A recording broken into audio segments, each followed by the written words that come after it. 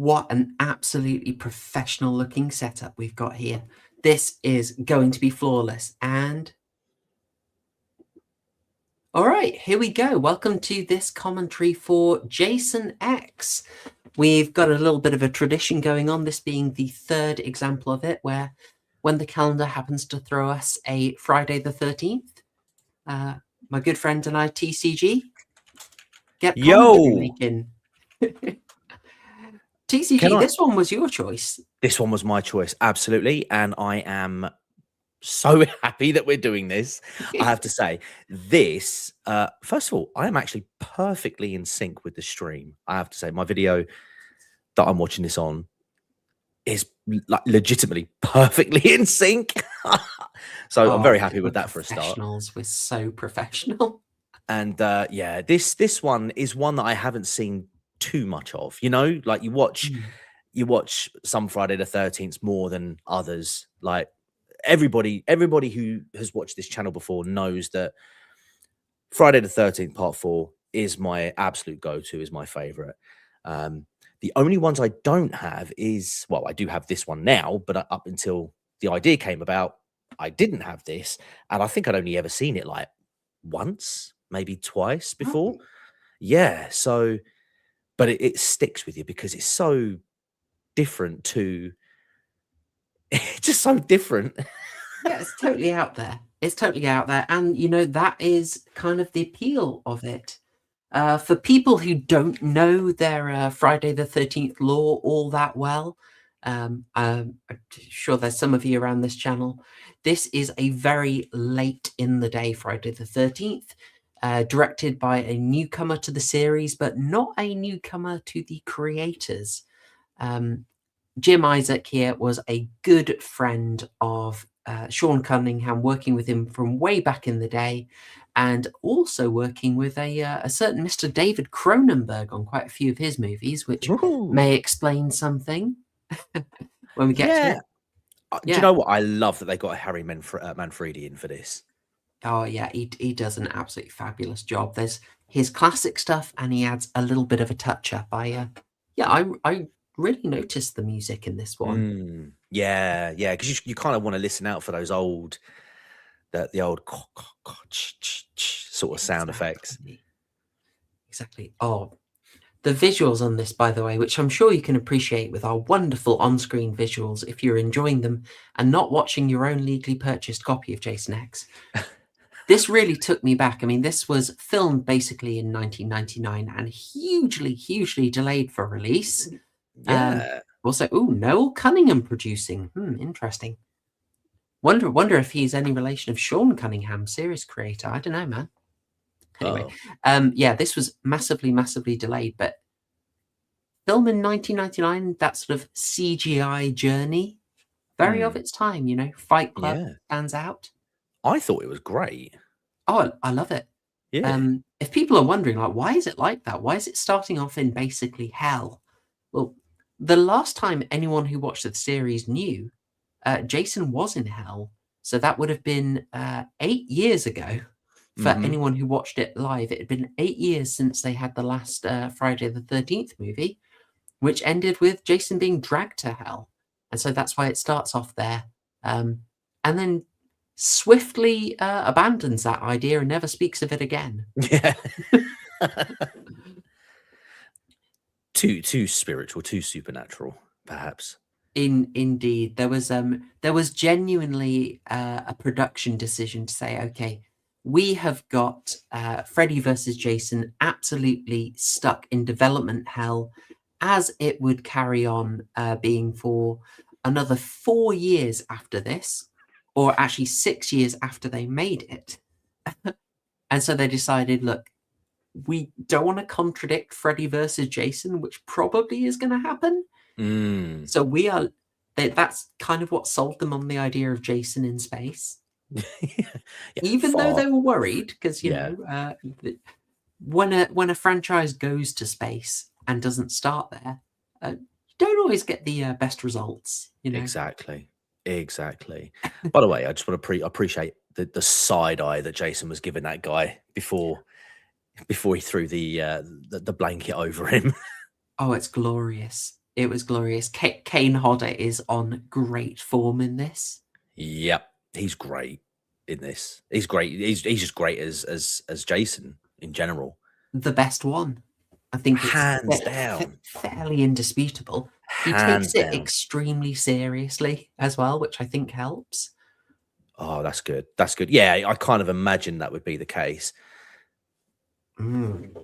So on screen, we've got David Cronenberg, maybe not as easily recognised, but certainly an influential figure. As I hinted at the start, he knows the director of this through, well, basically took him up through all levels of production. And then Jim Isaac lent a whole load of his production staff to David Cronenberg for Existenz in 1999. And as a result of that favour, Cronenberg agreed to come on, I believe with a caveat that he absolutely insisted he die on screen. And he also wanted to rewrite a fair few of the lines, which Oh, did he? I think we can forgive him that. He felt some of those bits were a bit sloppy. I mean, the production details indicate the script went through quite a few revisions. Right. Now, how did Jason do that? How did he? That's a great question. His The answer is teleportation off skills. screen. Yeah, off screen. But I'd say his teleportation skills in this scene alone are Yeah. absolute peak. Oh, totally. I love it. I'm here for it. I love it. He's still brilliant. Cronenberg. You know, he likes a cameo. He cameos in his own movies a lot. He had a cheeky cameo in To Die For by Gus Van Sant. He's not afraid of acting. I think he likes a cheesy situation. People who had seen the last movie, Jason Goes to Hell, The Final Friday in 1993, may have thought that opening was a little bit similar. They also open with Jason getting sort of massively gunned down by a professional military force. Okay. There we are. Look at that teleportation enough. right there. Oh, absolutely. Peak teleportation. Now, I believe in canon, this is taking place in 2010. I think you're right. Yeah. So this would have been after the events of Freddy versus Jason as well, right? Is that Oh gosh, 2006? that's well, it was released, I want to say 2005. Okay. 2004, 2005. And you know, I think if we get too stressed about the timeline in the Friday the 13th series, you know, it's probably best not focusing on it too much. Yeah, but no, what I mean is in terms of if you look at the timeline, if you go by chronology, like so we've already gone through the Freddy versus Jason sequence. Oh right, yeah. He's come back and chronologically, yeah, chronologically, it Freddy makes has. sense. Sorry, I get what you're meaning. I did Yeah. way too early in the commentary. Yeah, Freddy at this point has brought Jason back from hell, so that's how he's back. And then we're going to swiftly go to the future and not deal with any issues. Anyone wondering who that little darling on screen is? That is, oh my gosh, why have I not got that? That is Lexa Doig playing Rowan LaFontaine. And she is half Scottish, half Filipina, and 25 at the time of filming, if anyone is wondering. How old was she at the time of filming? 25 at the time of filming. Okay. What a interesting blend of genetics. Scottish and Filipina. Hey, I love you a long time. Come here, you wee lad. I love you a long time. Come here. Oh, you're a big boy, aren't you, guy? Here. I think, I don't know. I mean, was Jason thinking the same thing you were thinking? Yeah, probably. My notes do just say would when she first came on, and I'm not ashamed to say it. No, she's very a very pretty lady, but yeah, very good. I'm not going to get over that Scottish Filipino genetic sequence. No, I was not ready for that either. I'm also interested in the way Jason sort of kind of poses. I know he's a model. Right, we need the stupidity of people in the future. I mean, it's just it astounds me the fact that not only are they quite happy to open his thing up, but this guy's got a massive machete in his arm, which we'll see what happens in a minute. I'm getting ahead of myself, but the people in this scene are just absolute dunces. Oh yeah, and you know what? I kind of like it. I like Yeah, the I mean, idea that people in the future, especially medical students, as these guys are meant to be, I like the idea that actually it's just like Alien.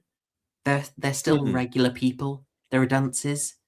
You got a stoner university student, and they're ridiculously horny and banging when they should be studying. yeah, yeah. Although, Yeah. mind you, like, or either that or everyone's so reliant on technology that in the Mm. future, you don't actually need to have PhDs. You don't need to have doctorates and all that stuff because, hey, if you want to be a doctor, look, how about we just have a tool that does the job, push a button, Yeah. it fixes. You don't need to Exactly. know. You These don't need to guys are know all of that. studying to grok. That's it. Exactly. All they're going to do. Exactly. I'll also praise, whilst noting how much these guys look like Star-Lord, um, Yes, I thought that. a total random coincidence. How It looked how appro cool. but how appro sorry to interrupt, but how appropriate would it have been to just put on an 80s playlist at this moment? Now, if I wasn't Oh, scared about copyright already, yeah. I'd be very tempted. I mean, we are obviously genuinely, legally, perfectly entitled to use this footage in the manner we are. It is transformed by the removal of its audio and the substitution of our own original commentary. But Mhm. just in case, I'm trying to dodge the copyright minefield because Fair use, oof, fair use, fair exactly use. fair use. Anyway, Fair use. I was going to praise the writing here, writing courtesy of Todd Farmer, who you Okay. will know maybe more than you would expect to from My Bloody Valentine. Ooh, He was a okay. writer of that who got his arse and balls out. Oh, that was him! That was him. Brilliant. I quite like it. I admired him for that. He was getting an actress to do a total nude scene, far more nude than any of us expected. And he said, "All right, I'm going to do it alongside you," and put Yeah. put his whole arse in the film. Good You've on him. shown everyone yours, I'll show everyone mine. Now, you see, What? at this very moment, I'd be like, okay, we're shutting the door Hmm. on that one. Yeah, the horror trope of finding the old-fashioned murder box with the kill everyone button, um, and someone saying, "What if we press it?" Yeah. Cabin in the Woods was not making an unfair criticism there. I'll say so. Credit to Todd Farmer. I really love his decision to cryo freeze Rowan LaFontaine and bring her along. Yeah. Um, it gives you a bridge. It gives you an obvious protagonist to follow. Mhm. Helps you keep invested when there's a time shift. I mean, I was just thinking of like Eaten Alive, which we talked about yesterday, I've and forgotten about that film already. I know. Well, it's like, who's your main character? Who do you follow? Nightmare. This one, you've got someone to follow. You're Exactly. automatically a bit more involved. And I'll And also, oh, go ahead, Matt. even if you don't really know, because obviously we don't really know the character that well at this stage anyway, but there's already an element of familiarity in that if we are the if we insert ourselves into that character, Which being I think we'd 400 all years like to do. phrasing, of course, Yeah. TCG. But if we were to, 400 years in the future, we would be just as clueless as she was as to Mm, like the culture, the things that are going on, like what the hell happened to Earth, yada yada yada. Yeah, yeah, it was a good decision to keep her in and to bring her into the future as well. yeah. I love that It's she just pulls out a very, little very blaster. good. And also, there's a lot of expectation setting in this film, which is good. What kind of Mm, future have you got there? They're building that vision for us quite nicely here. yeah. It's actual good writing. I also Yes. really appreciated them saying that hockey was outlawed in 2024. Yeah, I know. Bad luck, Canucks get absolutely Oops. wrecked, Leafs. Yeah, that was funny. That was funny. The incidentally, we were praising Todd Farmer's writing. I would say probably a lot of the jokes were added by a chap called Lewis Abernathy, Okay. who knew the director Jim Isaac. Did little roles, mostly did uncredited rewrites. So good. We like to credit them. We like to credit the uncredited rewriters. Apparently, the studios came back and said, "Look, rewrite this. Like we need it to be funnier. Scream was a big hit. Make this like Scream." and that's why they got Lewis Abernathy in to add a fair few more jokes and Right. self-awareness. Right. I'm gonna. It was controversial among the production staff, but I'm gonna say, good choice. I really like it. Yeah, it is quite well balanced, I have to say, because we've spoken about this in the past about how like horror and comedy is it's quite a difficult tightrope to walk. You either Mm. lean too far on one side or you lean too far on the other. But I think they get it about right. I think it's about right. Oh, absolutely. I mean, one of the best rated of all time. And I did ask Grok to rate Friday the 13th, just kind of randomly. Okay. It put part 6 number 1. No. No. It's not bad, but Well, part four. take it up with Grok. Yeah, I will do. I will do. Can I just say as well? I also appreciate this because you've Mm. got the cowboy pilot here. He knows that they've got someone who's frozen, and obviously they're like, "Yeah, it's a woman," and he's like, "Wait," and then that a little bit later on when it's all hitting the fan because he doesn't know Mm. about the second, aka Jason, Oh, and that's all yeah. going wrong. To me, he sort of turns around and goes, "The woman?" It's like brilliant, and you're like, "Oh yeah, he doesn't know, does he?"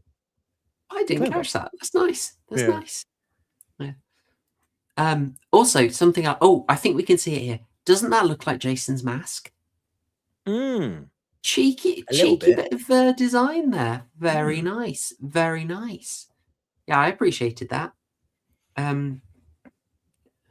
If while we're talking about the design, actually, I'll say if it looks better than usual, that's because they gave it triple the budget, basically. Oh wow. Okay. Yeah, yeah. So I don't know if people are interested in this, but this is only the second ever Friday the 13th movie made by New Line. New Line Cinema took it over. Most previously, it was Paramount, and Paramount loved the money this series made.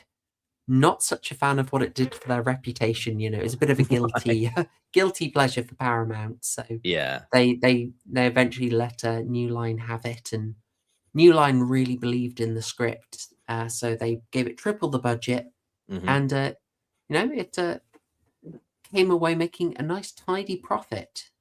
Good on them, Beautiful. good going. It was also interestingly really helmed by Michael DeLuca, president, who was then president of New Line, who's basically getting kicked out for some. I was unclear about what the nature was, but possibly um, undesirable behavior on set. I Hmm. can't find details of exactly what that was. Oh no. But he was going out basically, but he fought for this film. So Okay. it ended up getting made, but once he was kind of gone, it didn't really have a champion at the studio, which is partially why it ended up delayed so badly. Oh wow. Hmm. Right. So nice setup here. Hmm. Very good. We're now I getting think we. we Oh, get the we get introduced to the little nanobots. yeah. I love that they call them ants. It's Yes. such a nice touch. Mm. By the way, my notes say wood. I've got to be I, efficient in my notes. if I ran your notes through like a transcript thing and did a word Mm. search on the word wood, I'm pretty sure that word's going to appear quite a few times. Yeah, yeah. Yeah. There was a lot to like in this script. Yeah. So the the woman with the absolutely fantastic futuristic outfit. Opinions may differ. I mean, I'd like your take on it. That was Melissa Aid playing Janessa Zachary. She was 24 at the time of filming, as far as I can tell, and she has this wonderful appearance in Crystal Lake Memories, the documentary about Friday the 13th series. Okay. Not many of the cast from this turn up in that documentary, but Oh she really? Oh, does. that's a And shame. yeah, it's a real shame, but she turns up and says, I think this movie does suck on a lot of levels, but that's Ah. part of its appeal. Well, do you know, So, look, I think people at the time would look at this as tacky. I feel like this is a film that's kind of aged well. absolutely, it's got this really lovely aesthetic to me. Like Mm, this feels like Lex. If Murgoot were here, he'd know. He'd know. It's got that Lex vibe, that right. slightly cheap TV sci-fi. Yeah. Really, like very of its time, but that is just kind of fun and nostalgic to me. Because even I now, mean, like they don't make films like this anymore. no. Here we go. Oh, Starfleet Academy did it and wrecked it because they ruined exactly. Star Trek. The sort of Yeah. horny students in space. Why make that when you've got Jason X? I mean, well, nowadays Star Trek has Klingons that wear skirts and talk about microaggressions. Oh, No, oh dear. How broken do you have to be? I know it's such a I shame. won't address chat much in this because we're doing the commentary. So, folks, please don't think me rude. But I did see Paul Allen dropped a fiver. So, thank you very much. And I'll just say he's made a good point here that with Lisa Ryder and Lexa Doig in the series, it felt like an episode of Kevin Sorbo's sci-fi series Andromeda. Yeah, lots Oh, good of shout. they do indeed go into Andromeda straight after this. In fact, they had a hard cutoff on their filming because of Andromeda. Oh, okay. Yeah. Also, we've got quite a few Stargate series veterans in this, if anyone is a fan of that. I Oh, never watched it really. no. Not a lot of it. Oh, What is that she pulls out? That is an eye, right? that's his manky eyeball. Right. And we get a very early Jason face reveal. I We wouldn't say it's do. It's not the that, cleanest, as in. yeah. It looks very different to how we last saw him, but then that face always changes. It was basically Yeah. skeletal last time. Yeah, yeah. But He's had some maybe work done. You'd be like, oh, you're some looking a time little and bit hell better. perked him up a little bit. What can I Yeah, say? absolutely. Yeah. Let's see. Oh, that looks decent. Yeah, I I'm mean, gonna say it looks decent.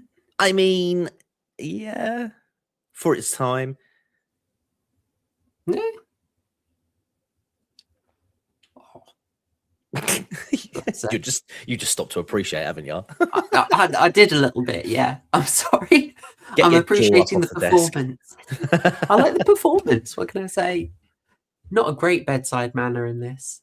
Bang, right. Yeah. It's quite not.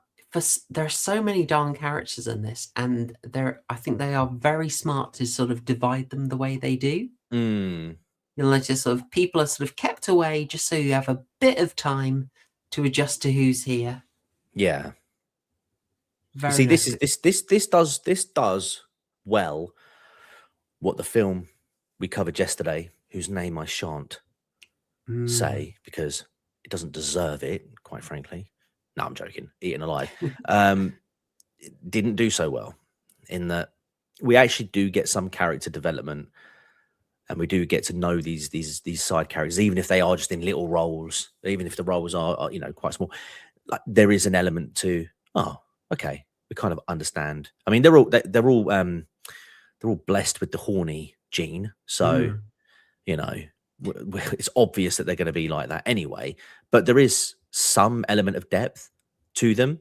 They're like 1.3 dimensional characters, if that makes sense. They don't need a change of character arc, but they are character type X with a little bit of Y sprinkled on.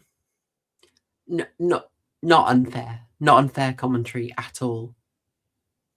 This is The Godfather compared to, yes, absolutely, it is The Godfather compared to Eaten Alive.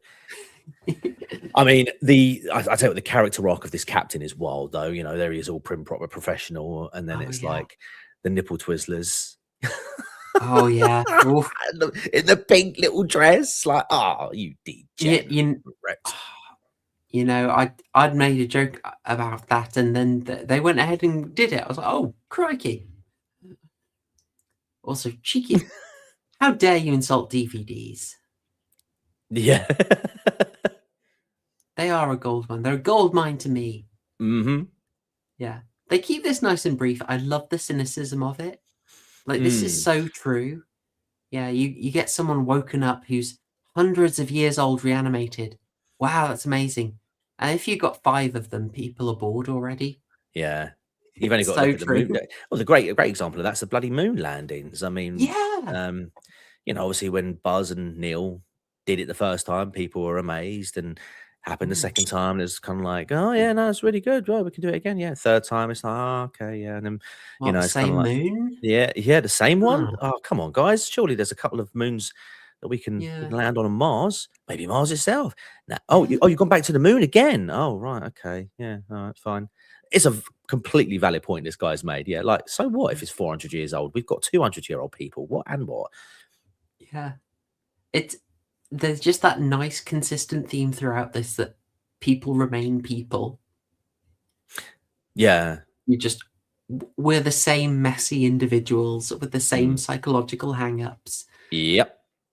The only thing I'd like to, like, how realistic do you reckon it is that they still know of Jason Voorhees 450 years in the future? I mean, we know about Shakespeare. How many did he murder? I don't know. I mean, how many people died in his place? That's probably the real question. Oh, that's gonna be it. Yeah, fair enough. It's like, I it's not think like it doesn't happen. It's just, I don't know. I'd be interested. I just feel like the way the world is now. I mean, if you were to sort of apply our world today to what it could be in a few hundred years' time, our ability to record keep is oh no. See, But I had the note saying you don't need forceps if you don't stick it up him. There are easier ways to uncork that. And then they do just make it filth. So I was like, oh, yeah. I don't need that note. But yeah, so like I mean, our record keeping ability is a lot more efficient than what it used to be. So yeah, we know a lot more about more people than before the internet. Let's just say. So I completely find it believable that they would know. I'm pretty sure somewhere, Briefcase, awesome channel by the way, is still making true crime videos 400 years into the future about crimes that took place that long ago as well. So he does some awesome, like, I'm pretty sure he's done like 15th century crimes, 16th century. He does a lot of 17th, 18th century stuff. 19th. In that case, there is hope for Jason yet. Exactly. Yeah. Oh, I did not need this, Captain. I did not need this. Oh, who's been a naughty boy? I have. All doing it for that grade. Yeah. See, people don't change. What can I say? She's having great fun though. It's interesting that it's interesting it's her who comes back for the documentary. He didn't. In space, no one can hear you. No one can hear you cry. Oh, I misread that. Oh dear. I'm kind of loving the absolute lack of any infection protection protocol. I know. Just doing a full-on autopsy. I know. With just in a nice crop top. Yeah. As you do. Well, you see, in the future, all germs were eradicated. So. Oh, it's gonna be it. It's gonna be it. All of the bacteria, all gone. You don't need to sterilize anything. The world, Earth 2 is now sterilized. Yeah, there's probably a decent explanation there. Oh, and are we getting the scene? Is it coming already? I think it is. Oh, any second. Dun, dun, dun. Now there's I think we're maybe a little early for the meta reading, but in case you're wondering, there are first boobs of the film. Hey, I have to say that those front seats, yeah, front row, man, Jesus Christ. I don't want to lower the tone or anything, TCG, but if you were wondering, at 28 minutes, where are we? 28 minutes, 24 seconds in, this places it the 5th fastest to show boobs in the series. Well, in case you're wondering. I'm going to challenge you on that. They don't count. Really? They do not count. In that case, it'll be a fair old while. Yep. Yeah. I think that's just cheap, that is, to show a android's magnetic nipple and say, there you go, Friday the 13th, appreciators, there's your obligatory boobs. No, they don't count. And I'd even argue to a point that the ones later on don't, because they're simulated, but we'll allow that. We'll allow that. Excellent. But there is an argument to be made there. There's also an argument that we are going back to the deep lore of the series here. You know, Yeah. ever since what summons Jason's rage, what reanimates him? It's teens being naughty. Just like in the first one, what kicked it Yep. all off, you know, it's teens going fully extramarital, disgraceful. Oh, there you go. And yep. He nutted. Disgusting. Must eradicate. I hear what you're thinking, Jason. I hear what you're thinking. This is great, this bit. Oh, teleported again. Yeah, they know exactly what they're doing with it. Just Yeah. that commentary. They are so aware. Oh, that's This like may be- Scream 2, isn't it? Yeah. This may be very. Oh, It's close, isn't it? under boob. It's risky. Yep. Some say it's the gentleman's choice. Oh, this is brilliant. Early CGI, but very effective. They made 10 of those, and they promised the actress that she could keep one if they didn't use them. But unfortunately, they smashed through every single one of them. Oh, no way. That's harsh. It is harsh, but my goodness, it is a fantastic Okay. effect. What is the surgical purpose of that? Oh, it's got to be a bone saw, right? Again, it's No? 400 years in the future. Surely they'd have some sort of laser thing. Again, I'll allow it, but it doesn't look. It just doesn't look very surgical. Yeah, I mean, we'll have to make a little bit of a concession. You know, Yeah. they do include futuristic stuff like the where are we? Hang on. They include BFG, but they never fire it. Disappointing, isn't it? Also, I believe upcoming we have a shelf with a whole load of butt plugs on it. Oh no, Oh yeah, if my notes are right. I missed that. Oh, now you gotta look. He's Oh, is that getting the shelf? Yeah. As they go rightwards, he's getting creative. Oh great. Oh no. Well, you know, I can't be certain, but anyway. Well, there you I go. love the That's the. fashion there. The fact it looks like they got it from the hippie stall at Camden Market back in the day, but I'm a fan of it. Yeah, it is very sort of late 90s, 2000s. Mm. I do like how how futuristic, how the dress sense of the future in movies always sort of leans into sort of what the current like vibe is of at the time it's come out. Like you look at films like The Matrix.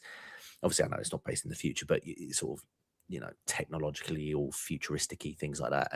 But their dress sense is kind of sort of tied into the 90s, early 2000s. You've got films like this, but then like if you look at I don't know, Star Trek, for example, look at the 60s, you look at how they've got all their hair done, all the like the style of clothes. Yeah. It's very, very like they would fit in the 60s, Absolutely. Yeah. But then they do say, like fashion trends sort of make comebacks. I mean, it's entirely possible. Indeed. Oh, that guy, Chuck Campbell. I like this dynamic. She is disgraceful, isn't she? Yeah, she's Professor, him, she's fantastic. Good times. And he's like, Chuck, no, I just want to play with my sex doll. Indeed. But I don't like her like that. Yeah, buddy. All right. Only went and, I mean, who made the magnetic nipples? That's what we've got to ask. I've got to look. There's how much is Britney Spears to blame for this wardrobe? Yeah. Oh my God. I'm not saying I don't love it on both of them, but just putting it out there. By the way, Chuck Campbell there, the guy who's going to enjoy his AI real doll. He has his first film credit in John Carpenter's The Mouth of Madness. Oh. As a customer, I believe, in a bookshop. Oh wow. That there, I believe, is Lisa Ryder, who would go on to be in Andromeda. That's a fitting name for a film like this. Oh yeah. She's really fun in the documentary. If you ever watch that, okay. She's having a blast. She looks absolutely nothing like she does here. Really? Long blonde hair, very relaxed, and She describes how her inspiration for this character was the Stepford Wives. Right. Just being like a little like not robotic, not like Data, but just a little, held a little tight, Okay. I a think little bit artificial. if you ever watch Desperate Housewives, I'm thinking like Brie Vanderkamp. Brie Vanderkamp, Mm. exactly. Excellent, And even excellent she wore a bit of tight comparison. leather every now and again. Oh, have I forgotten that? Have I wiped that from my memory? Oh, I might be wrong. But yeah, maybe I'm just thinking of. Oh no! Oh Oh, no! she didn't expect a facial. Oh no! Oh, Actually, she genuinely didn't. That was a misfire of the prop that really? hit her in the face. But she had a fantastic reaction, so they kept it in, Brilliant. even if it was slightly burning her eyes.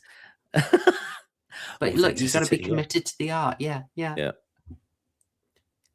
I'm always sort of in doubt when I read something like that in the production notes. Like, was it Yeah. really an accident, or were you a little bit like William Friedkin on The Exorcist? Were you just trying to get an authentic reaction? Mm. By the way, that massive chap there is Sergeant Brodsky, played by Peter Mensa, born in Ghana, and then brought over by his parents to Hertfordshire, England. I was gonna say, don't tell me he's got Scottish and Filipino blood too. I can't. I couldn't take it. Maybe in the boot of his car. No, he ended up in Canada to do an engineering degree, and then became an actor. Just walked into the wrong studio one day, and they were like, "Yeah, you'll do. Right, you're in this film now." What a crazy mixed up world, eh? Yeah. At least he didn't walk into a BBC studio and get mistaken for a commentator Oh gosh, while he was on his yes. taxi run. Look that up, folks, if you aren't aware of this wonderful deep lore of British BBC disgrace. By the way, that's Todd Farmer, again, our screenwriter, playing Sergeant Dallas. Cheeky little tribute in the name to Alien again. Oh, okay. I'm also loving like how janky that CGI is, but it's also justified because it's a hologram. Yeah. I know. When I first saw it, because again, I'd actually forgotten about this specific scene. And I was like, "What the hell? What's going on here?" And then, yeah, oh, it's a video game. Oh, okay. Looks a hell of a lot like one of the demons from Karatoth in season 3 of Angel, but I'll try not to take us way too off into the deeps. Mm. Good bit of fun there. It wouldn't be unfair to say is we might detect a little bit of saving money on set here. Mm. I mean, Do you know, even if that. Sorry, go ahead, man. Go oh ahead. no, I was going to say, I find it really weird that they don't recognize Jason, especially him. Yeah, he really should, shouldn't he? He really should recognize him. Good severed head. Yeah. Yeah.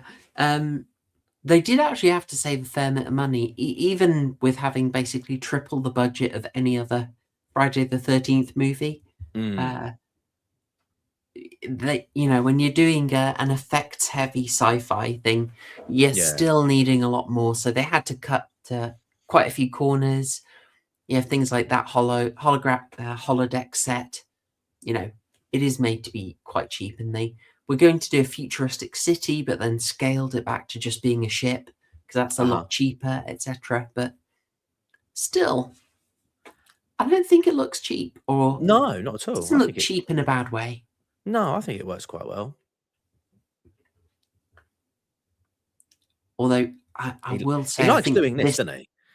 he does that a fair amount in this movie. I will Yeah. say that death looked a bit cheap and was a tiny bit disappointing. Yeah, both of them actually. Yeah, I mean the old Bane crack of the back on the knee, that's a classic, but just back smooshing his head a bit. I think you would want a little prosthetic, a third hit that just smushes it and then pull back and have some dummy face. But that said, the actual stunt did break the stunt guy's nose. So did he? Yeah. Jesus. Yeah, Todd Farmer thanks the stuntman in the documentary. So good on him. Wow. Yeah, indeed. when you said Kane Hodder takes the role seriously, I wasn't expecting that seriously. You know, he even got a special tattoo for this. Did he? Yeah. It's the word kill, and he's got it. Would you like to guess where he's got I'm that tattoo? guessing it's on his arse cheek. Oh, it's a little more intimate than that. Oh my god, no. Oh, Where? it's inside his lower lip. Oh, okay. What were Okay. you thinking, TCG? Oh, I thought you were going to say, yeah, in the inside of his lower lip. Yeah, yeah, of course. That's the most intimate you could be, surely. Yeah, but rather than sort of pulling it out like this, you pull it back. I mean, you. Oh, TCG, please. This is a family commentary Look, you asked me to guess. You said on it a was you gave 15 me the rated clue. film. You gave me a clue saying it was in an intimate area. Oh, actually, that's a minor trivia point if you're interested, TCG. This is the first Friday the 13th that came out as a 15 in the UK. Is it? Yes. All the rest were 18, although a number of them have since been reclassified as 15. Right. I know everyone is here to listen for details of the British Board of Film Classification. You think I'm not going to cram that in? This channel wouldn't be the same without BBFC references, I have to say. Exactly. Yeah. Do you feel... Oh, we got a little bit of the old Vasquez energy here. I am fine with that. Does this guy remind you of Steven Seagal? Oh my god, I thought that. Seagal. I am not joking. I actually thought that when I was watching this. Yeah. You are absolutely back. Yeah. Less of a bullshitter though. Mm. No, very, very cool guy. I like him. He's quite a low-key character. Yeah. Also, something about these little biodomes make me think of... They're trying to get something about the sort of fragility of their systems. Mm. No, really, they are in their own way, in their own little biodome. And look how easily these get smashed any second. Mm-hmm. I may be overreading. It's possible. I don't think that's possible for you, Horror Show. I'm still annoyed, but you know I said Grok placed Part 6 in first place. Yeah, where did in it its place own this? ranking? Shockingly for me, third from bottom. No. It did? It's not on, is it? There are better ones than them. I mean, they're all great. Let's be honest. They're all great in their own special way. But this is a solid film. Exactly. I think basically they were Bottom.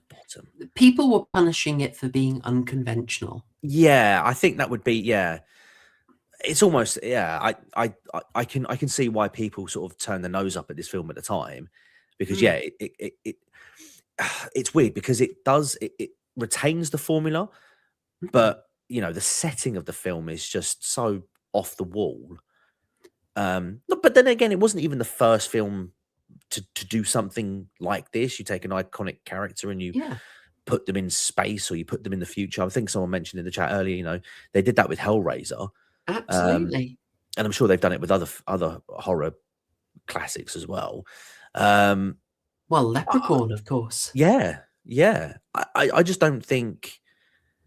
Yeah, I think you just judge it on its own merit, really, and I think it works well. The only thing that disappoints me really about this film is that you don't really get to see Jason as sort of like the Jason X sort of character for too long. No.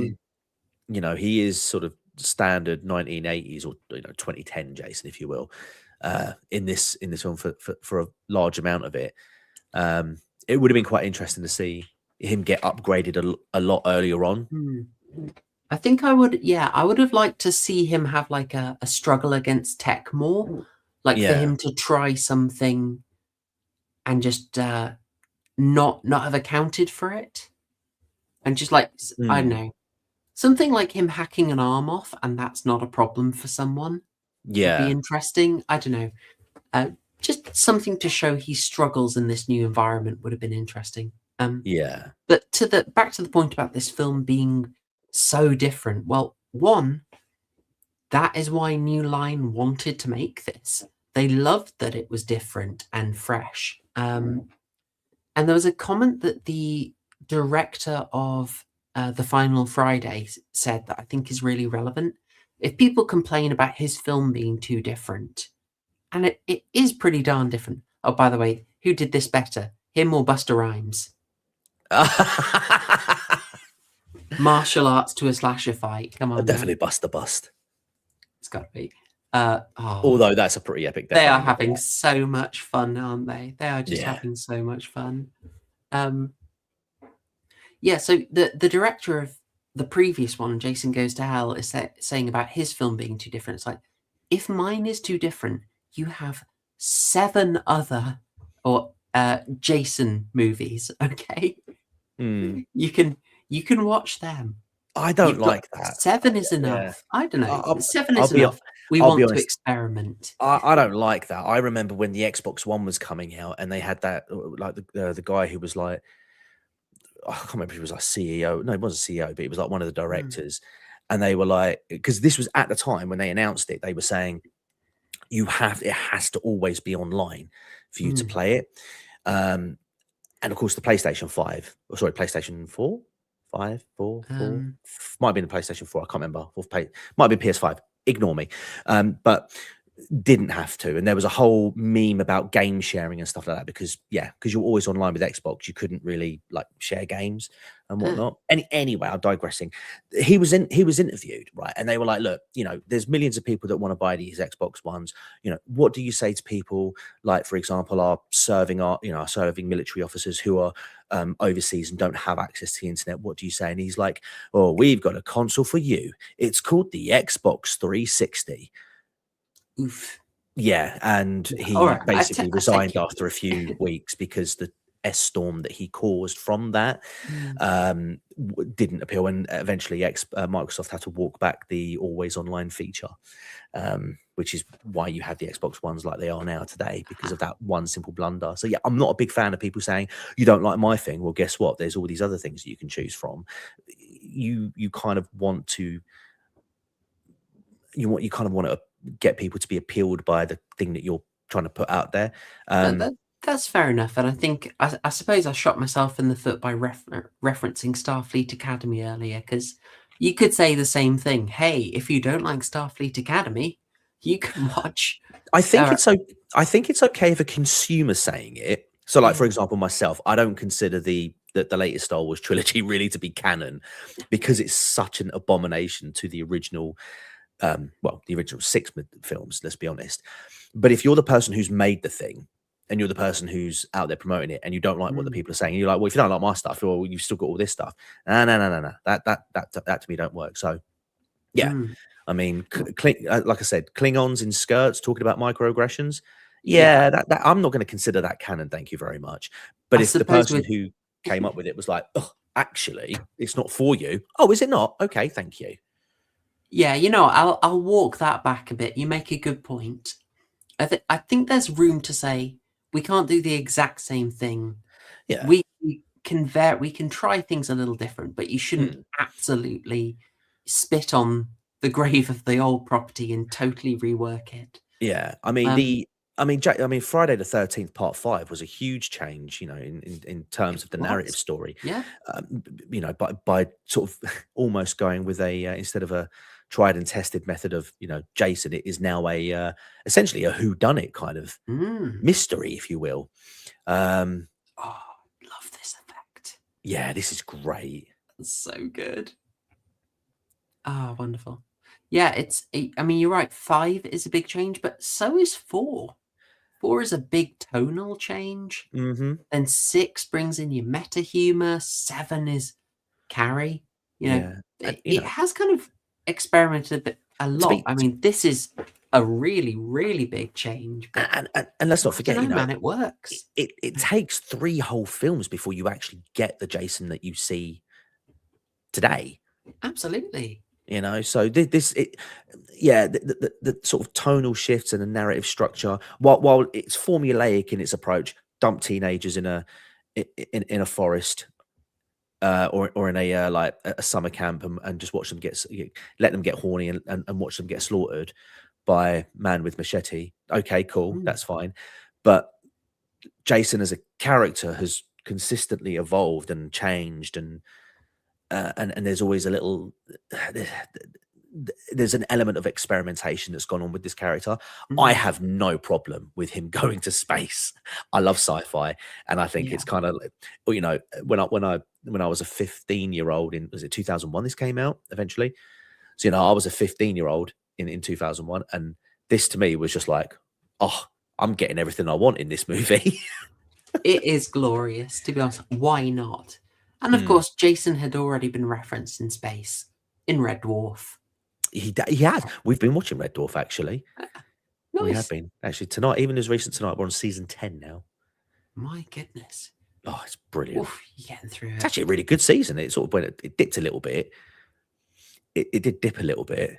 But yeah, season 10's bloody good, actually. Hmm. Oh, who's this on the door? I had trouble working out this guy. There he is. It's Ron Jeremy here to save the day. Well, there's a room full of 4 women who. Oh, sorry, no, it's Philip Williams playing Crutch. Apologies, sorry, I got confused. You know what's really unfair? His name is Crutch, but the pilot is credited as Fat Lou. Fat Lou is a lot thinner. Look, that's Lou. Come on. I mean, he kind of has a Robert Englund sort of look to him, doesn't he? Kind of A just young Robert Englund. yeah, little It's like they just sort of Ted got, Raimi to him as well. Bit of bad boy Ted Raimi to him. it's like they got a little claw machine from Mm. like aimed it at 1976, and just as he's about to backdoor bungle somebody, they've picked him out, slapped a Oh, cowboy hat on him, and said, "You're filming this one now." yeah, I got it. It's similar, isn't it? Oh, Yeah, bad luck, Lou. yeah. Bad luck. What can you do? What can you do? Now, interesting little note. Remember, this was filmed in 1999. Remember that? 1999. It was released in some countries in November 2011.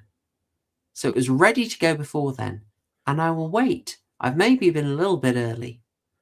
But for some reason, I can't see why it didn't get released in the US Hang in on, did you say? 2001. I was saying 2011. Did you say November? Sorry, 2001. I'm Oh, an okay. idiot. No, I genuinely thought for a second that some countries had a 10-year delay on it. I was like, No, I'm an please, I need to idiot. know Sorry. why. That's all 2001. right. Why did this not get released in America in 2001? Oh, geez, I wonder why. Yes, Americans had to wait until was it April 2002. Wow. Wasn't there another film like, I think it was Swordfish, John Travolta?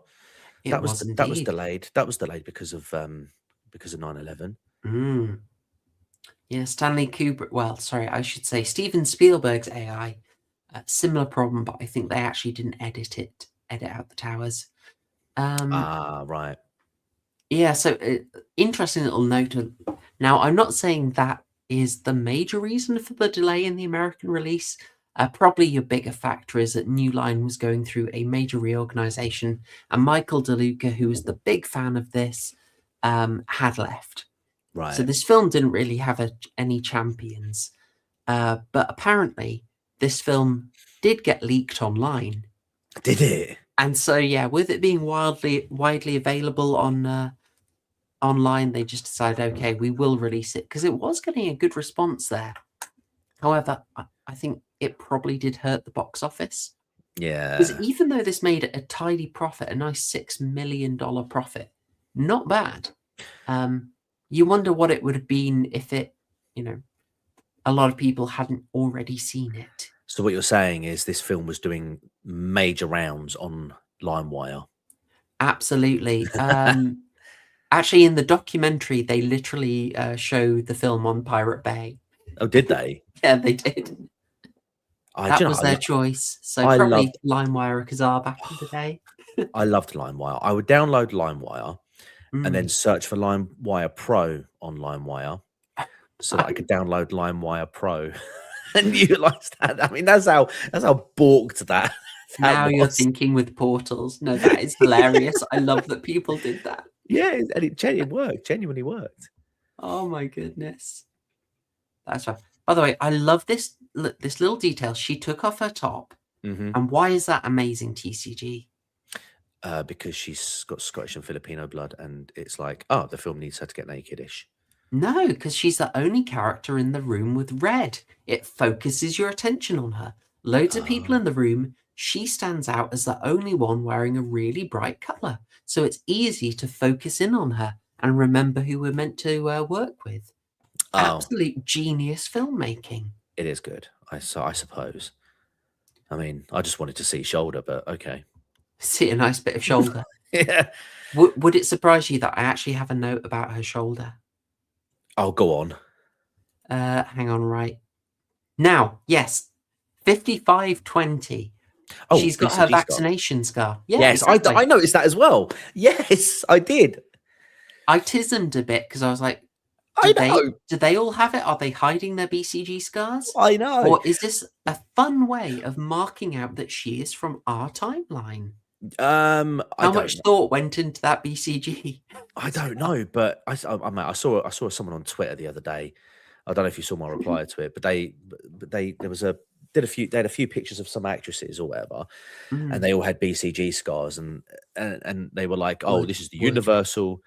It's the universal symbol of a non-Westerner." And I was like, "Hang on a minute, hold on a minute, shut up! They're BCG scars. What you want about? Like, what's going on, big guy? We all got them." In fact, I probably would have been about 15 when I got my BCG scar, so I probably had that done, watched this film, and went, "Oh, she's got one too." TCG's BCG. We Exactly. got the backstory. How do you feel about this bit? The negotiating with Jason. I buy it. He does seem he is. We're talking about Red Dwarf earlier. This guy is blatantly Rimmer. Oh yeah. So I could absolutely, yeah. It's quite funny though. He's like, "Oh, guys, it's fine. He just wanted his machete." Here it is. You know, I've got a feeling if the budget were not stretched, we would get a wonderful decapitation, like 100%. double. What's it? Oh, like a Revenge of the Sith. Yeah, we get that kind of double decapitation. I would have loved that. Also, Timu Andrew Garfield. Yes, oh, bum, I've missed him. I know. Who also, new about. Doctor Who. Doctor Who 2. Before the hormone replacement treatment. Oh, jeez. Oh, good times. Good times. You got to do this for the cast. Absolutely. Oh, yeah, Agent. Yeah, that was my... I love that bit. He's like, "Guys, it's fine. It's okay. He just wants his machete back." and it pans to them and you just hear... You know, we see later that there is a decapitated head prop for him. Yes. So presumably they must have filmed it, because why would you make the headless prop if you weren't going to? I don't know. I imagine there must be a deleted scene of them trying to do that decapitation. Oh, that's a good question. Actually, I wonder if there is. I really like that outfit. Let me have a look while we're watching this. You go for that. Yeah. Yeah. While we watch this guy flirt with his smart fridge. Oh, it's a behind the scenes. Ooh. Jason Voorhees. Yeah. Jason Goes to Hell. Yeah. What the hell? For some reason, I'm thinking about that Lotus Eaters short about Sargon talking about chaps who want to dick their toaster. I don't know why I'm thinking of that in this scene. What's that? Sorry. That Lotus Eaters short where Sargon talks about some people wanting to shag their toasters. If you've not seen it, I've not seen that. You're going to have to look that up. Yeah, you look this up after that. I did have a little note about a really fun joke relevant to the start of the movie. You remember we talk about how she's got this idea of the future, and she asks if they could just get out by being beamed up. And the crew have no idea what she's talking about. I thought that was a really nice touch. It is, but then it's also counteracted by the dumb bit when they're like, "What's a bike?" I will allow that. You know, the idea that they haven't heard of hockey, I mean, I can totally believe that they haven't heard of bikes, that they're so I mean, outmoded? they're all bikes in this film. Well, you should be so lucky. They should know. Yeah. Oh, why wasn't I cryogenically frozen and woken up 400 years in the future? You know, Why? I didn't expect this commentary to get so derailed by the bonk, but Well, here we are. it's a Friday the 13th film. I mean, what? I mean, that always turns up. I always rate when the boobs appear, as in Oh, of course the you have to. timing of it. I don't rate the boobs; that would be bad taste. I always tell you where the timing of boobs relates to the rest of the series. I have a chart. I don't know why I made it, but since I did, I feel Well, I've got to like I've use said, it. it's totally legitimate to have it because, like I've always said, you know, it's not a Friday the 13th film if there aren't boobs in it. Exactly, It just exactly. seems like, and I mean, it's it must be true because they go balls to the wall in the 2009 remake of it, or reboot, I should say. Or no, actually, Would yeah, reboot. yeah. Would you be surprised that that has the earliest appearance of boobs for the series? In, I I believe, think you let me check. mentioned that. It's 8 minutes or something. Yeah, I think No, I sorry, think you mentioned nine that. minutes it takes them. Yeah, I'm pretty sure you mentioned that actually when we covered that. I do my Which, research. yeah, I mean, it's impressive. It is impressive that they stuck to that because they could have easily just gone, oh, actually, you know, we're a bit, you know, audiences are a bit more sensitive these days. We better not put that in there. But it's like, no, there's a formula for it. Stick to the formula, Exactly, and you exactly. won't go wrong. And they didn't go wrong, and they didn't go wrong here, and they didn't go wrong in any of the other ones.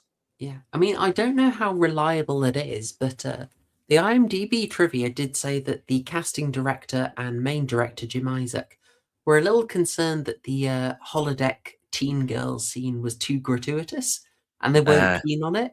And I'm like, no, I'm sorry, it's amazing. It's very funny. it's brilliant. It's brilliant, It's and a funny movie. And you've already got boobs in your movie. Like, how is that less gratuitous than yeah, it's not. And android nipples? I don't even think it's. I don't even think it's about the boobs for that scene. Genuinely, I think it's just how they perceive 20th. Well, it would be 20th century because it's 1980s. How Mm. they perceive like 20th century women to speak or people to speak when they're like, Yeah. "Oh, we enjoy premarital sex." It's like, It's an what? amazing It's a it's brilliant just a scene. wonderful self-known parody. Yeah. My only note for this scene, by the way, is after that chap takes his jacket off, is does this fluffy blue tank top make me look gay? How about now? Brilliant. Had to be done. Had to be done. We're gay. I'm not gay. But wait, no, you suck mine. Oh, okay. On these, you're never that far from a scary movie reference, No, are you? never, never, never, never. I think we got a very light bit of sort of standard sci-fi techno babble there. It just stuck out to me because the rest of the film it doesn't come up very much. Like, How's this for timing on the notifications? The mm, scene just now where she was standing there in the room talking to that girl, and she's got the cleavage. Our mm, main character's got the cleavage. A YouTube notification popped down from Russell Brand saying it's all coming out. what do they know? Perfect timing. Absolute perfect timing. Our man's got the Wakanda necklace as well. There it is. There's the dead head. Yeah, see? They made the prop and it's a nice prop. I just wonder why we didn't Yeah, see it. yeah. I will say, we've been very complimentary of this film. I do have a slight problem in that I have no idea of the layout of the ship whatsoever. So when your man goes from the cockpit to seeing Rowan immediately, I'm like, Mm, wait, I didn't know those were close. So if I'm yeah, throwing a criticism at the film, I will say I've got absolutely no idea how it lines up at all. yeah. And there's too many off-camera deaths for my Mm, liking as well. And I'm very specific with the two because you get the one at the beginning, and obviously, yeah, you get the captain. mm. I don't know if there's. I can't remember if there's any others. There's quite a few where you don't Don't see see all everything. that much, Yeah. or it just cuts you a bit short. I think. Mm, Then I wonder if they were aiming for that 15 with that. possibly. Yeah. It's trying to still get a it to a massive wider body count audience. for it. Yeah, I know. I am shocked to say that my notes simply say average woman driver. That's what I Who thought. put that in? I did You have genuinely think one that. I chance. did genuinely think that. It's okay. You can retake your test. It's like You're it's not allowed like, You're allowed up to 7 minors. you know what she did wrong there, right? She didn't brake, and she didn't do the brake clutch technique quick No, enough. no. Total fail. Total fail. They Oh walked that no. off pretty well. Yeah. Guess we die. Oh, gun don't work. I know right now you'd be tempted to write that dialogue off as like classic Marvel nonsense. Oh, she's rimming now. For the time, it's great fun. Mm. It's Oh, God. fine. The only Yeah. problem is it's just been overdone a bit too much, and she's one of a few characters who does it. Now, talk about of its time. I do believe we are in the Matrix Oh, of do you hear what he underworld says? move. He fucks that line. Sorry. He's like, I gave her an upload. What? Yeah. You gave her an upgrade, my boy. Yep. Also, what were those bullets for? to look cool and stuff. What's the purpose of those bullets? I think I've got a note. Yeah. So the guy, Chuck Campbell, I'll be honest, I'm not going to say he puts the best performance in the movie. I did find myself looking at him in the background a few times, just not reacting to anything happening. Yeah. Like there's a bit where I think she gets her head knocked off and he's just standing there watching with no expression. Yeah. I'm sorry.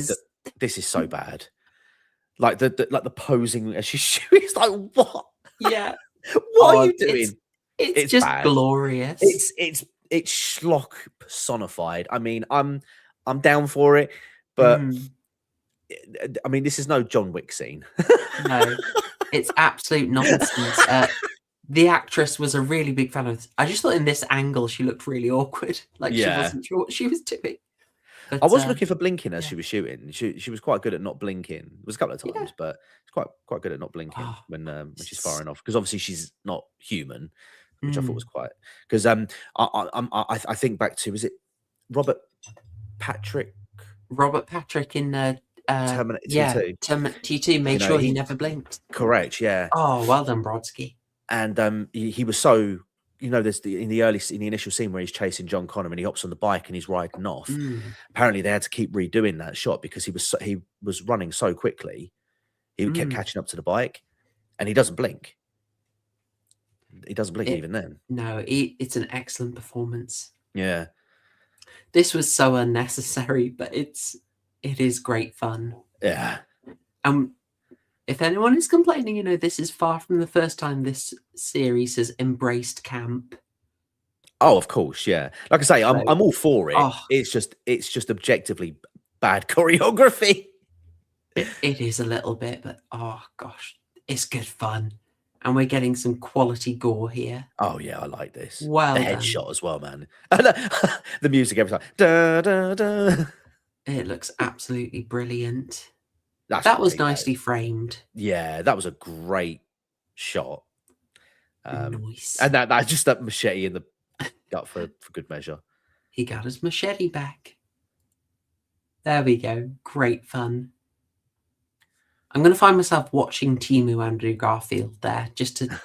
I think it's a later scene where he just does not react to what's going on at all. By the way, saying "Who's your mama?" The Friday the 13th series does not need more mother issues. I just need to put this on record. By the way, nice. While we're speaking about mothers, little bit of fun trivia. This is the Grendel. Excellently named. Grendel, of course, the defeated monster in Beowulf. But we find out, of course, it's Grendel's mother is the real threat. Oh, wow. The motivation. So, yeah, nice touch. Very nice touch indeed. I like that. Yeah, I think they thought of this. And it's kind of a little subtle nod to, Mrs. Voorhees. Precisely. Yeah.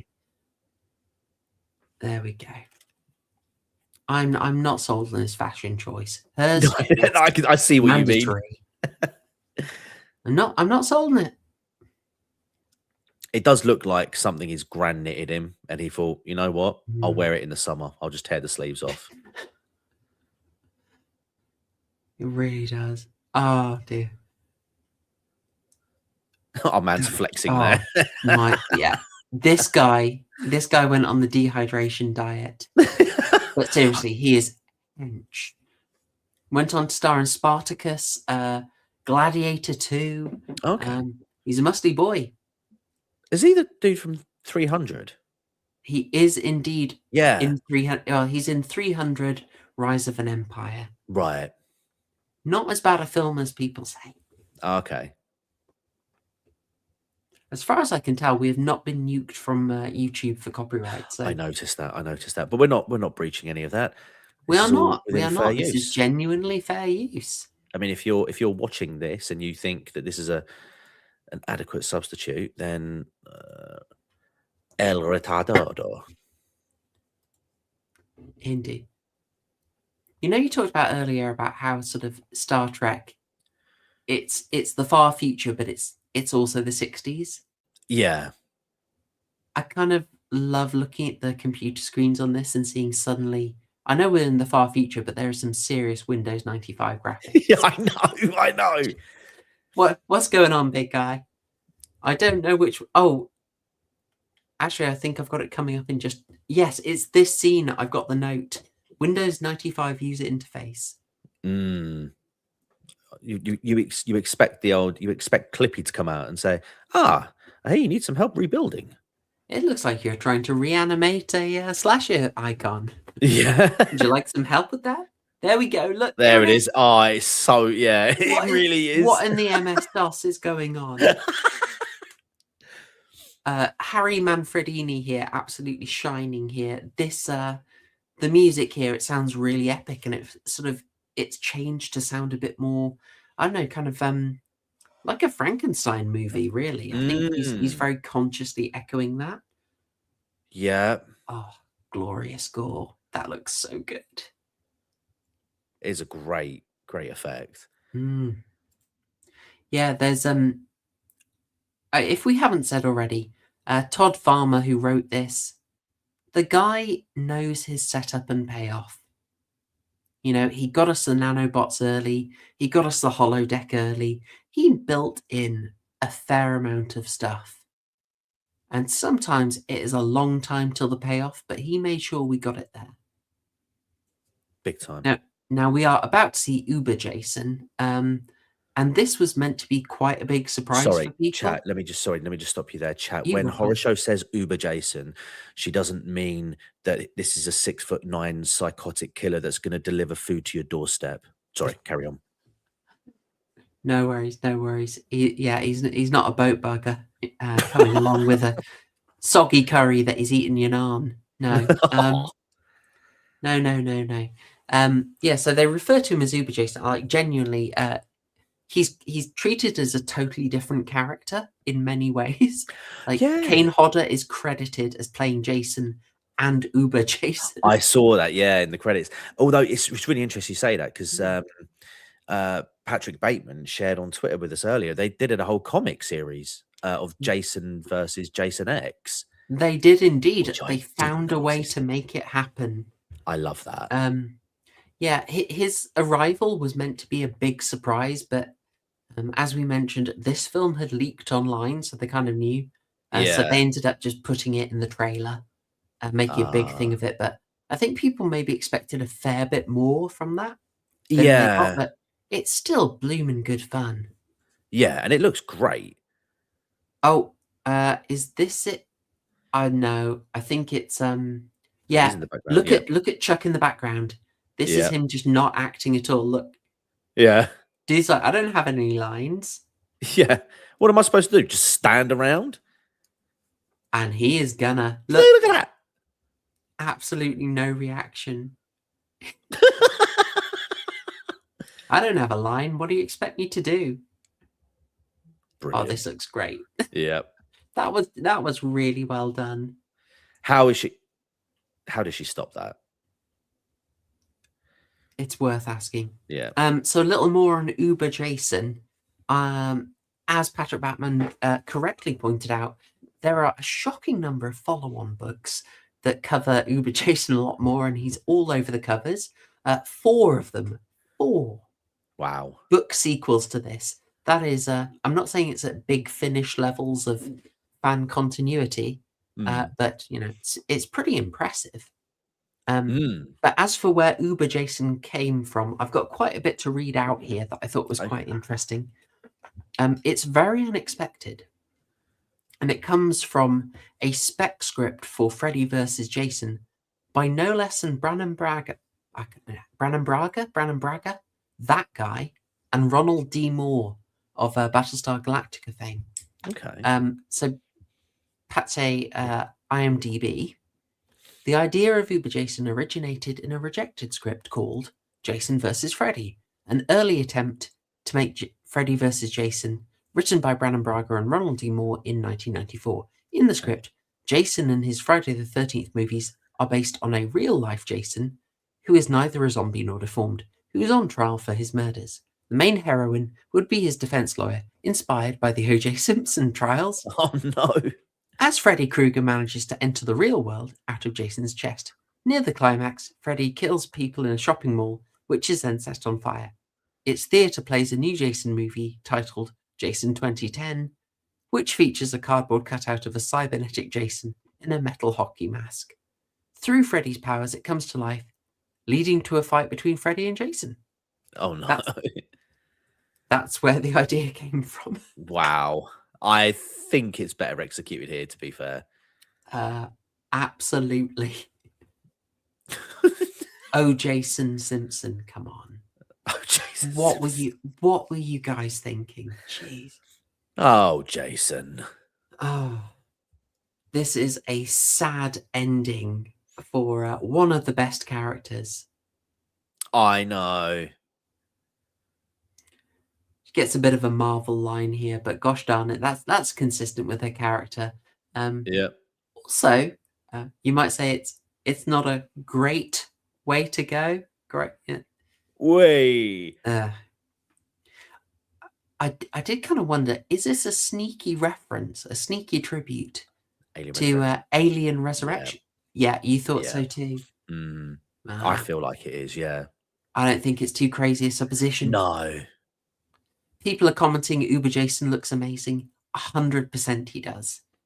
I don't think we said enough. He looks really, really good. Yeah. If the mask don't fit, you must have quit. And not as strong a script as the original Anchorman. I'll agree with that. Oh, it's so nasty. That grate on the wall. Oh, dear, dear, dear. Maybe questionable physics in that scene, but a good time, a good little scene, and certainly not as questionable as some of the physics we're going to see in a couple of minutes. Oh, my God. I think you know what I'm talking about. Oh, yes. More Uber Jason. That is fantastic. Kane Hodder reported that even though it looked great, that thing was an absolute nightmare to move in. I can imagine. Yeah, I think you'll see he does have quite limited movement as Uber Jason. Okay, appearance wise, because it's just because I saw Lawrence's comment, and I agree. Actually, I think the earlier Jason is probably the best he's ever looked. Would you say earlier Jason or Jason X in terms of design appearance? The thing I like about Jason in this original Jason is his clothing design is really good. Like I love how tattered and torn it is, and as they go on, there's really nice attention to detail. They sort of give up on that sort of very dark skin that Jason gets later in the series. Yeah. Which I think is nice because you see a bit more of the detail work on him. I've got a soft spot for the Jason Goes to Hell Jason, where he's just really mutating and like swelling and bulging over his mask.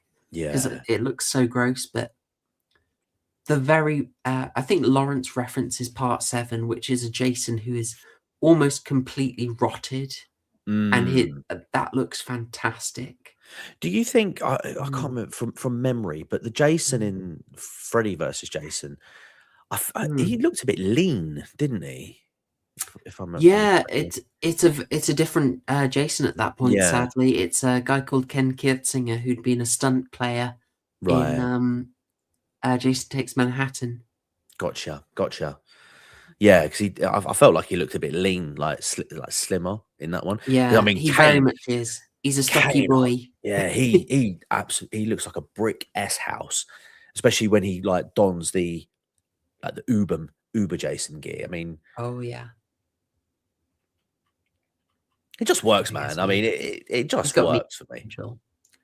This, on the other hand, does anyone getting Firefly flashbacks? Anyone? No, maybe just me. I Not a Firefly fan. All right, don't worry. uh, Don't worry about it. yeah, no, I haven't seen It's it. I'm kind of afraid I it's might kind be of a like the fan. Star I need to watch Lord. it That first. is an extreme like costume resemblance. Right. Um, how do you feel about KM14's severed head and Um. the fact that it looks like it's from Seed of Chucky in a lot of shots? Well, I was more focused on the scenes where she's clearly just sort of resting her head on him, and Mm, he's got his arm around her, almost like a headlock. It's like one of the yeah, first bits you see, and it's like she just looks so uncomfortable. that would have been some very awkward. Like she'd be in a Yeah. stressed position. Those Mm. that one, she's not chirpy, is she? Oh, bless her. She's such a good sport in this. I think she has a fantastic time. Yeah. But yeah, where you see the model head, they went to the effort of making it animated so it blinks and so on, Uh huh. Uh huh. but it looks really bad. Yeah. I was built ready. Behave. Oh, I bet she was. This is Oh. such wonderful cheesy. How good does that look? Oh, this is great. That But the thing looks is, you'd think that Jason would well. already be wise to it now because he's already experienced the sort of augmented reality Mhm. room before. Um, Still, just ignoring that though, this is great. Yeah, there's something really cool about the bit where whatever his name is. He's got a silly name. I can't remember. I'll just say Chuck Campbell, the Mm. techie boy. He's like, I think Jason can see me. Like, Yeah. just the fact he somehow sees through it. I think that's a really nice touch. Mm. Um, but yeah, this was a later addition to the script. Was it? But yeah, big fan highlight. It went through major changes. Okay. Um, one of which, oh my goodness, I wish we got it. It would be hard to justify logically, but I don't think we're worrying about that too much at this point. But they did approach Betsy Palmer, who played the original Mrs. Voorhees, to come Really? back and cameo in this scene. No. They did. She was still working. She was doing theatre, Was she? but yes, I think she asked for too much money, basically. Oh my lord. Betsy Palmer is not hugely proud of that work, Yeah. so she's never been keen about it. Time. Oh, yeah, are we got away with it? They've come up and they've gone away. Never mind. We were going to try and work around the fact that there was full-on bubbage, but Yeah. never mind. I hope you all enjoy that. Yes, I think Betsy Palmer's approach has been she doesn't have a great love or respect for the series, That's but if they bad. want her back, they can just pay her an absolute fortune. But as There a we go. result, she's never returned. That's actually quite sad when Oh, you think about it, because she's such an iconic character. the people would love her. It would have been absolutely brilliant. I wish she'd have made it happen, but alas, Mm. that was so funny. Apparently a bit difficult. If anyone's keeping score, of course, that is the third time we've seen Jason kill people in a sleeping bag. Um, the first being part 7, this next time being the reboot, and then that time being a cheeky homage. But Mm. I just absolutely love the girls in that. They are so fantastic. It feels like this brilliant knowing parody, especially the way the white one speaks. Like You want to smoke pot? Like the vocal fry is turned up to obscene levels, and then the way they sort of like giggle at him like little demon homunculi. I love it. I can just imagine them taunting Jason in his nightmares. When he's going on a killing spree, he's hearing them. Yeah, do you want to smoke pot and have premarital sex? Oh my god. For a satire of the series, It's brilliant. They know exactly what they're doing. They're having fun, and it's very well deserved. Yeah, it is. I'm sorry, but like that is that AR that augmented reality scene is like one of the best scenes in any sort of Friday film. It's just, especially the sleeping bag, but he's beating one to death with the other. It's great. It is just great. Just fantastic. You know what? While we're here, let's say hats off to Kay Penaflor and Tanya Morrow, who were our little camp girls in that, Okay. who were very excited about doing the scene, as it was the biggest film they'd ever been in. Really? Yeah, they were chuffed. They had a great time. Now here's some dodgy physics. What is this? I know. TCG. What the heck is that? I mean, it's yeah. I mean, it turns out Jason's not the only person who can teleport. Yeah, that is criminal. Absolutely criminal. Broken physics. He's not even got like a jetpack or anything. No. Oh, has he? No, I looked. I rewound that a bunch of wow. times in my notes. He does not have a jetpack. Oh, that is bad. You know how she's just said she's looking forward to getting a body. Yeah. What's he gonna do in the meantime? Oh. I mean, look, I didn't read down, but earlier, when Dental they're exam. when they're feeling, their time's running out, so they might as well, make the most of it. I just had to ask, USB, SCART, HDMI. How's he going to port her? I need to know. I just feel there's some issues here that we have to address. Yeah. Anyway, Grim. 3 survivors, not bad for a Friday the 13th. It's not, no. It's actually not bad at all. No, it's good. It's going well. And there is your obligatory sequel hook, which as of 2026 goes untaken. Yeah. So very potentially that is the actual canon end of Jason Voorhees, because who knows where we're going from there on. Oh my god, yeah, that's a really good point, actually. Yeah. What else? What happens beyond that? We never find out. Oh my lord. Okay, we need to do an online campaign. Jason X2 or Jason XX. And you leave the third trilogy for the second sequel. Yeah. So I think we could do that. Yeah. Look, and then of course Jason XXX. Let's honor the female horror fans and female horror creatives and do Jason XX. Mm-hmm. Right? And then, that sequel can be, well, I think there'll be something everyone will enjoy in that one. The characters, based on characters created by Victor Miller. Oh dear. Not unfair, but of course that is your sort of forewarning of the legal problems to come that will lock this series in until, what was it, 2 years ago? When it was finally settled. Basically a decade just locked up in an annoying legal case. Which is why we never got a blooming sequel to the absolutely wonderful reboot. It sucks, man. It sucks. They need to just, it's like, to a lesser extent, because obviously we're getting those films now, but like those Spider-Man films, how they were just sort of stuck for years because of Sony and Marvel bickering over rights and how he can feature and who he can feature with.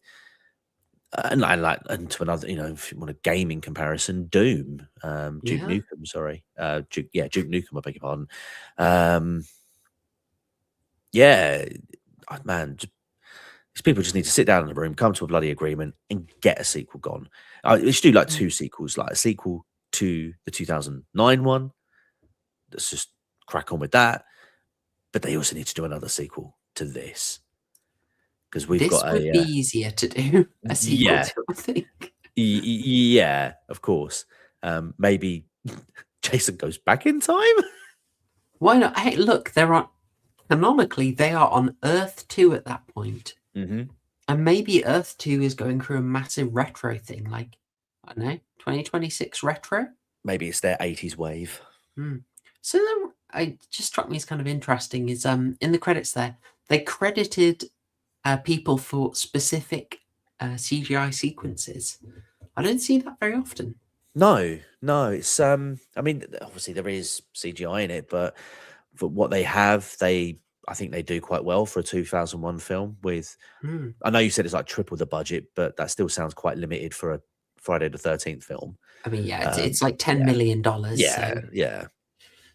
And it's 2001. It's not the worst, but the visual effects they do with the practical effects that they execute are just mwah. Like that scene where he gets his arm blown off, his leg blown off, and then his head blown off.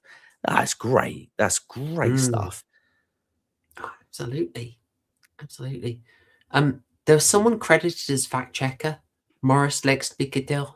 Wow. The name makes me think it's possibly a joke. Right. That fact checker did not fact check the physics. I'm just saying. Definitely not. Well, TCG, there we are at the end of the film. We are rounding up our commentary. Oh, look, Lewis Abernethy thanked. That's what it's like doing an uncredited rewrite, man. It's a rough life. It's a rough life. But having got there, oh, by the way, look, I prepared for this in a few seconds. I knew we'd do it. It's gonna be... Where are we? Yay! This isn't my first rodeo, TCG. This is my first rodeo. We're it's very true. Very, very true. I mean, I don't think we've ever not exceeded a runtime of a film. I think we've always gone, even with bloody that film yesterday. True. Eaten Alive. I think we even overran that. Although I think we probably spent about half the time talking about the film. I mean, the main thing is we were yapping. Yep. Oh yeah. No, it's just like with these, I think they're such fun conversations, so it's really easy to overrun. So I built it in. It also leaves us time to thank people who sent in super chats. I think I broke my usual rule and I thanked Paul at the time. But just for everyone else, because we don't like to really break up the flow of the commentary. So now we're in the overrun section. I think I'll do it. So thank you for bearing with us. I want to thank Distant Night for sending in $5 Aussie, noting that the Manhunt plastic bag kills and Friday sleeping bag kills are some of my all-time favorites. I think so. That's pretty good taste. Any all-time favorite kills? I would say any kill involving a bag, it's brilliant. Yeah, so like I said, the sleeping bag kill in this film is one of my top ones. And and also the one where he machetes the guy in the wheelchair and then pushes him down the stairs. That's amazing. Absolute classic. If you fast forward to the 2009 one as well, again, sort of like an homage to this, where she's hanging in a sleeping bag and is like being burnt to death. Brilliant, glorious. I think I'm a real fan of Sadako having a plastic bag shoved over her head and then beaten to death on the wall of a well. I can't remember if that was original Ring or in Ring O Basudai, but that's a great kill. I also really like Stifler having half his head sort of blasted off in Final Destination. Yes. The fact that it was not a decapitation, but it's like above the jaw, I thought that was really stylish. Yes, of course. Oh, mate, Final Destination have got some great kills. Glorious stuff. Lawrence also sent in 329. Thank you ever so much, saying Jason, extremely entertaining film. 10 burgers. He also said that he mentioned this earlier, but apparently it was mentioned in the documentary that apparently this was the first film to feature CGI in every frame. Oh, I can imagine it. There's a heck of a lot there. Was this like the first film ever to do that, or is it just the first film of this particular I'd be series? surprised if it were every single frame, but it is extensive. I mean, I don't know if they ran stuff on every monitor or if they used green screen and filled in, so that could explain why it would be everywhere, but Right. it will be a heck of a lot, certainly. You know, Jason versus Jane Austen. you know, we were talking about other things. I didn't get to say this, but when I was, why did they go with space? And I did say that they were looking at quite a few other things before they landed on that.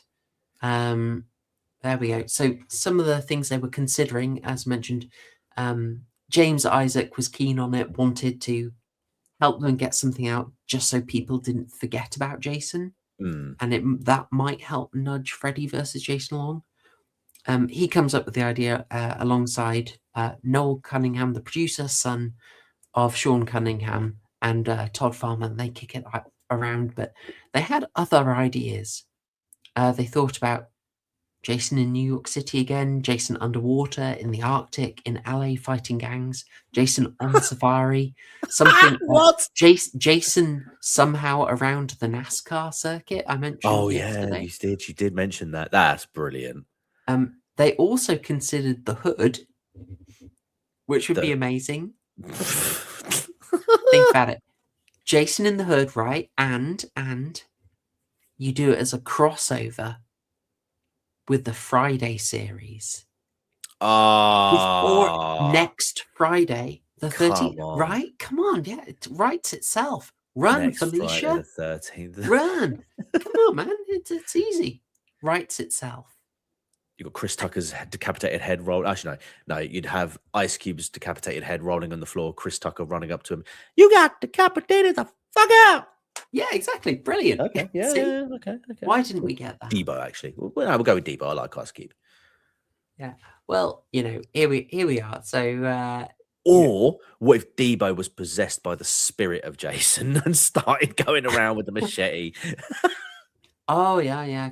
Continue the lore from Jason Goes to Hell. Yeah, let's keep the demonic worms on the go. Yes. Jason versus Leprechaun in the Hood. Absolutely, Agent. Absolutely. Well. Okay, so obviously we didn't get that, but we did really like what we got. This absolutely does not deserve to be second, like third from the bottom. Grok, what are you thinking? Yeah, Grok. Jason X is a hoot. It's a hoot. Remember, chat, AI is prone to making mistakes. Putting this film third from bottom from the list of Jason / Friday 13 films is one of those mistakes, and a huge mistake to make. Absolutely. Oh, look at that. Dissident Night, $5. Aussie says, my ultimate headcanon is Jason versus Alien versus Predator. If studios don't make that happen, well, frankly, we have the AI. We can do it. We can do it now. We can do it now. We totally. Well, I believe we should round things off so we don't overrun too much. But I want to do a massive thanks to you, TCG. Always love doing these. Oh, pleasure as always. I'm so glad we've done this, and I'm assuming that we'll be back this time next month for another one. Heck yes. Yes. Brilliant. We have 3 chances to do them this year, so we'll go with that. Folks, thank you for listening, enjoying it alongside us. Thank you for the super chats. If any of you have left a super thanks, I will thank you for that. And remind you can watch our commentaries for the remake from 2009 and part 4. They are linked in the description. Go, subscribe if you haven't subscribed already. Subscribe to TCG, and we'll bid you adieu. Thanks, y'all. Bye. Bye. Bye. Someone make